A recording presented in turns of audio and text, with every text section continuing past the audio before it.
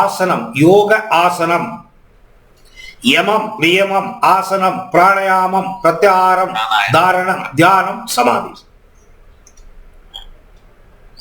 இப்ப நீங்க யோக பயிற்சி பண்ணல, ஏதோ ஒரு ப்ராப்ளத்துக்காக இதை கத்துக்கணும்னு நீங்க வந்திருக்கீங்க வச்சுக்கோங்க.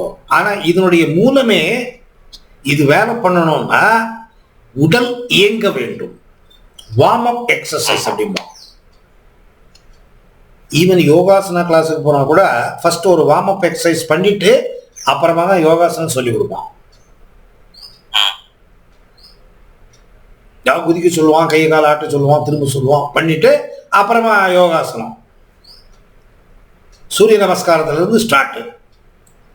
அந்த சூரிய நமஸ்காரம் பண்றதுக்கு முன்னாடி ஒரு வார்ம் அப். அந்த மாதிரி இந்த அடிவயிற்றில் சுவாசிப்பது, பிராணாயாமம் செய்வது, நீங்க யோகாசனம் கத்துக்கிட்டு இருந்து பண்ணா சந்தோஷம். யோகாசனம் பண்ண தெரியாதுன்னா ஒன்றும் ப்ராப்ளம் இல்லை. உங்க வீட்டு அக்க பக்கத்துல ஏதாவது நடக்கிறதுக்கு இடம் இருந்ததுன்னா நடங்க. நான் ரோட்லயே நடப்பேன். நடந்து எக்ஸசைஸ் பண்ணுவேன். யோகாசனம் பண்ணிட்டு இருந்தேன் 2 மணி நேரம் 3 மணி நேரம் டைம் பிடிச்சிருவேன்.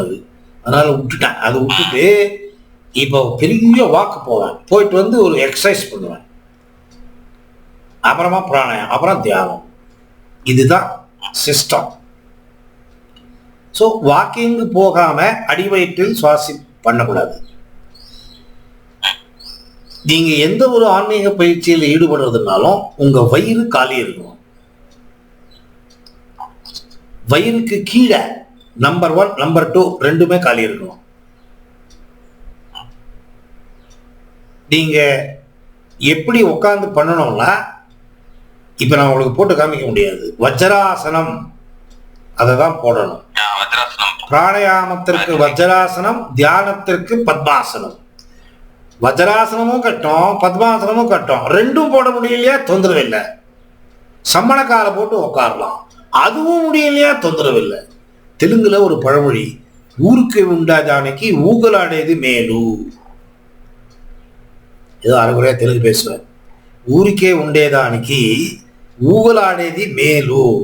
சும்மா உட்கார்ந்து இருக்கிறத விட அப்படி இப்படி நடக்கிறது நல்லது. சும்மா வீட்டுல அப்படி இப்படி நடக்கிறது.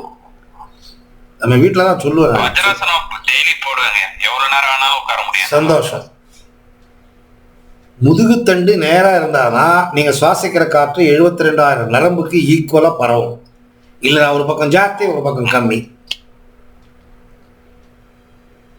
East facing, north east facing அல்லது நார்த் ஃபேசிங், முகம் பார்த்து உட்காரணும். East facing, north facing, north east facing. என்ன அதுல முக்கியத்துவம் அப்படின்னு கேட்டீங்கன்னா, இந்த காலங்காத்தால சூரியன் பிறக்கிறதுக்கு முன்னாடி தான் இதெல்லாம் பண்ணணும். சூரியன் பிறக்கிறதுக்கு முன்னாடி டைமை பிராமி முகூர்த்தம் அப்படின்னு சொல்லுவோம். அந்த பிராமி முகூர்த்தத்துல எக்கச்சக்கமான பிராணசக்தி, பிரபஞ்ச சக்தி பூமியை தொடும்.